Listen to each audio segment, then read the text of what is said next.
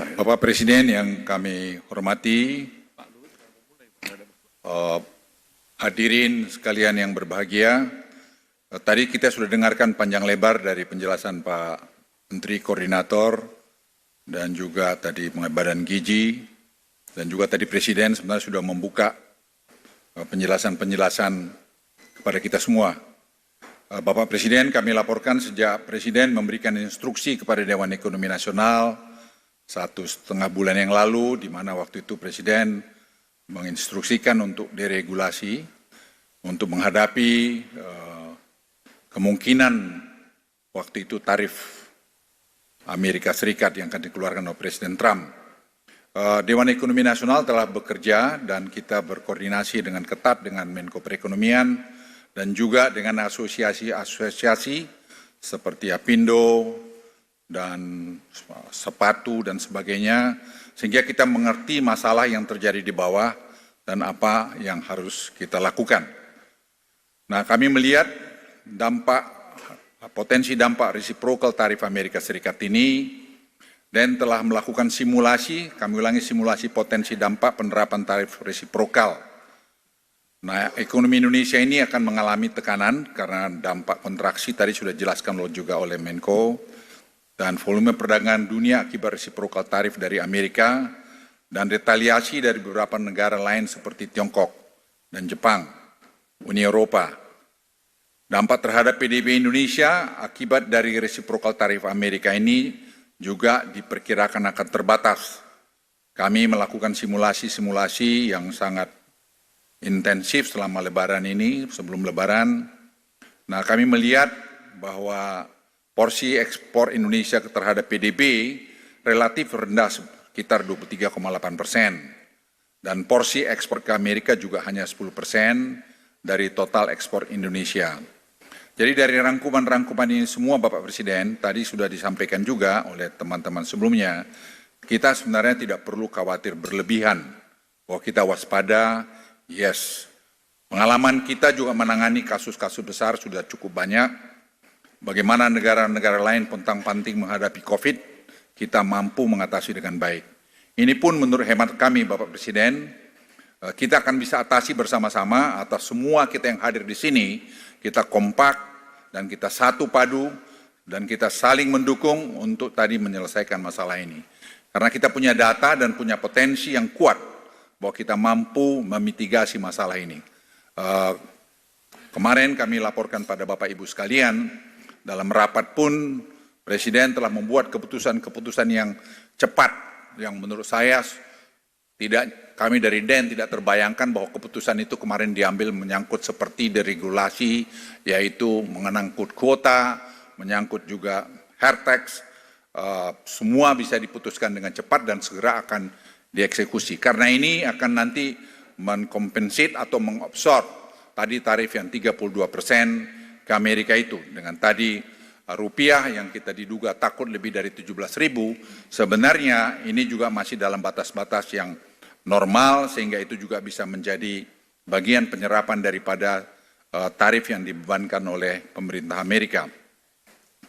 Namun jika terjadi perang dagang global dalam skala luas, maka hal ini akan memberikan tekanan yang besar terhadap perekonomian Indonesia maupun dunia.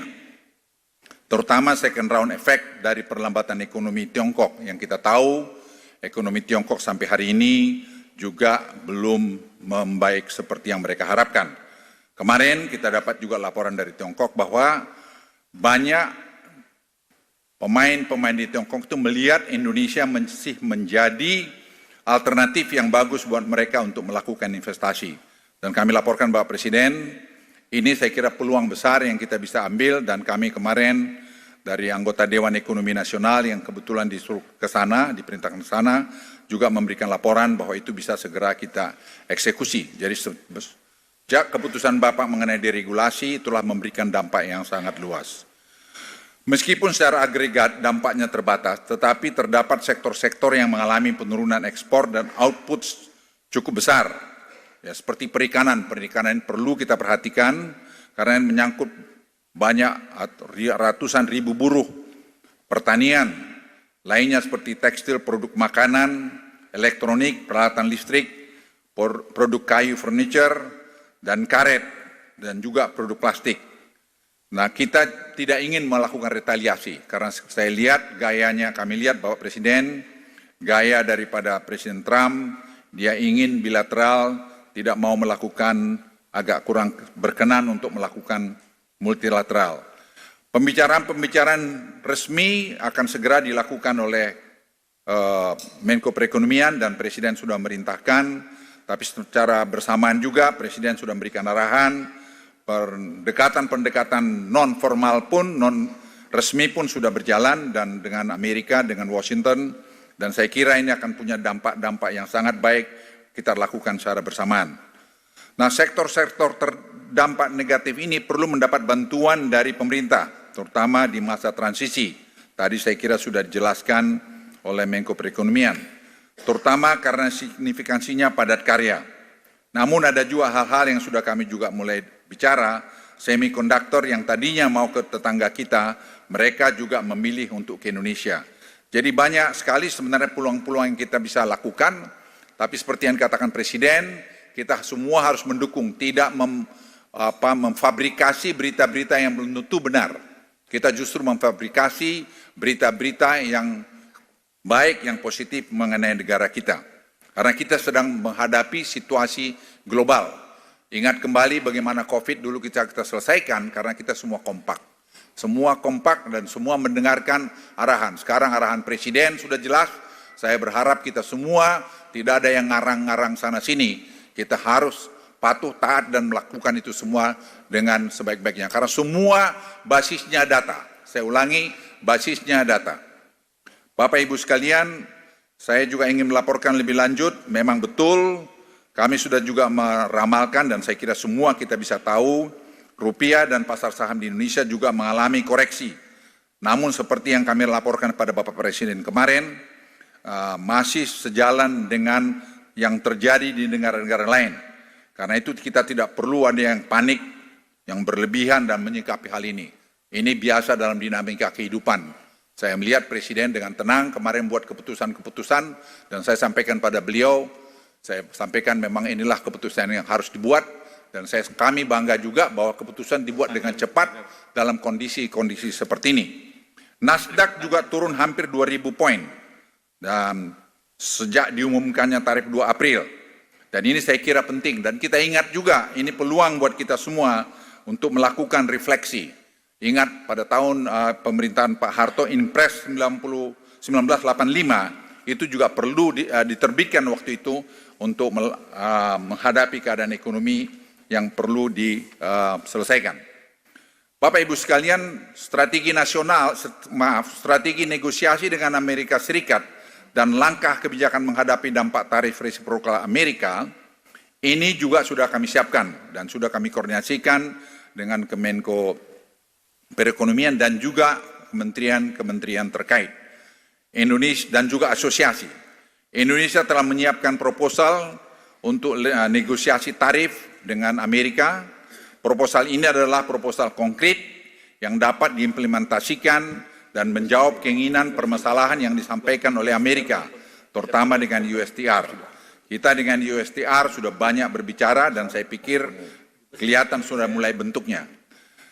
Dalam beberapa minggu ke depan, tadi saya sudah singgung, atau mungkin tanggal 17 ini, delegasi yang dipimpin oleh Menko Perekonomian akan bertemu dengan beberapa pejabat dari Amerika Serikat.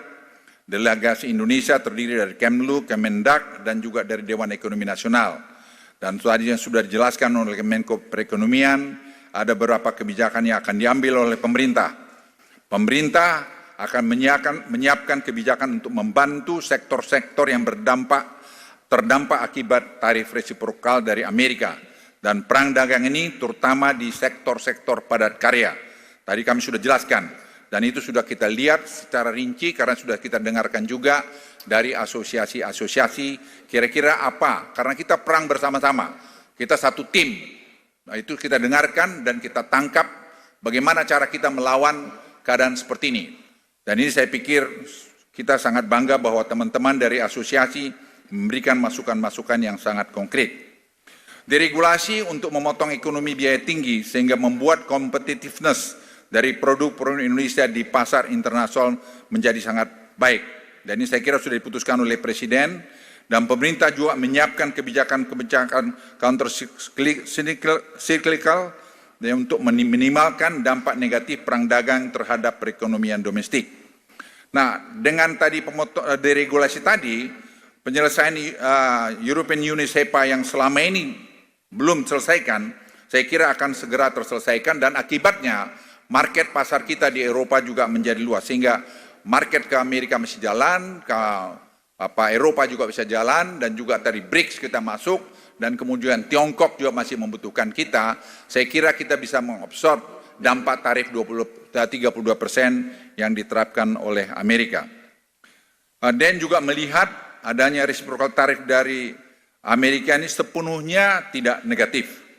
Repositioning perdagangan global yang bisa menjadi peluang Indonesia untuk menarik investasi dari luar negeri, menjadikan Indonesia sebagai basis produksinya. Apalagi secara relatif tarif reciprocal kita relatif rendah dibandingkan banyak negara-negara ASEAN yang lain. Karena itu deregulasi untuk memotong ekonomi biaya tinggi itu menjadi sangat penting. Ini yang kami juga koordinasikan dengan teman-teman Menteri KL. Pengalaman kami sebagai Menko Marves tidak gampang, dan kami sarankan pada Presiden kemarin itu kita Bapak Presiden buat top down. Kalau mulai dari bawah itu akan dipimpong kiri kanan. Jadi ini Presiden setuju dan kemarin diputuskan top down, sehingga itu semua kita harus patuh terhadap keputusan itu. Momen ini juga saya ngajak teman-teman semua kita melakukan refleksi untuk menyangkut masalah efisiensi. Inefisiensi yang selama ini begitu banyak di semua lini, ini kesempatan kita untuk melakukan refleksi dan melakukan reform pada ekonomi kita untuk menjadi ekonomi yang efisien, yang bisa bersaing dengan siapapun. Bapak Presiden dan teman-teman sekalian, ini tadi tanggapan dari masukan dari Dewan Ekonomi Nasional, dan Dewan Ekonomi Nasional besok Kamis juga sudah mulai melakukan Zoom ketiga dengan Amerika, dengan Washington terhadap beberapa hal. Sehingga nanti paralel resmi dengan Pak Menko Perekonomian jalan, kita juga melakukan tadi Zoom call yang kesekian kali. Dan ingat teman-teman sekalian, kadang-kadang kita tidak tahu bahwa Indonesia ini sakti juga. Kenapa saya katakan begitu? Karena tadi saya lapor Bapak Presiden, kita juga angkat isu-isu tertentu yang mereka ternyata merespons sangat positif. Dan mereka mengatakan, kalau Bapak Presiden kalian begini, kami akan begini. Dan saya laporkan Bapak Presiden, dan Presiden sedang menimbang itu semua, dan kalau itu terjadi, beliau sudah memberikan signal-signal yang saya pikir itu akan bisa membawa perubahan. Justru reformasi ekonomi kita akan lebih bagus ke depan, dan positioning Indonesia makin kuat juga ke depan. Karena hubungan kita dengan Cina sangat baik, dan hubungan kita juga dengan Amerika kita pelihara. Tadi seperti yang dijelaskan, posisi Indonesia bisa menggantikan banyak posisi-posisi lain. Hubungan kita juga dengan European Union bagus, dan kita kadang-kadang tidak tahu bahwa kita ini saya bilang sakti. Mereka mempertanyakan mengenai critical mineral, dan saya sudah jawab kemarin, Presiden sudah berikan green light, kita mau kerjasama dengan critical mineral, karena mereka sangat butuh. Dan kita sudah punya pengalaman di situ, dan saya kira kita tidak perlu ragu mengenai ini. Saya hanya ingatkan sekali lagi kita semua, kita harus bangga jadi orang Indonesia, dan kita bangga sekarang Republik ini dipimpin dengan tegas, dengan jelas oleh Presiden Republik Indonesia, Presiden Prabowo. Sekian, terima kasih. Wassalamualaikum warahmatullahi wabarakatuh. Terima kasih.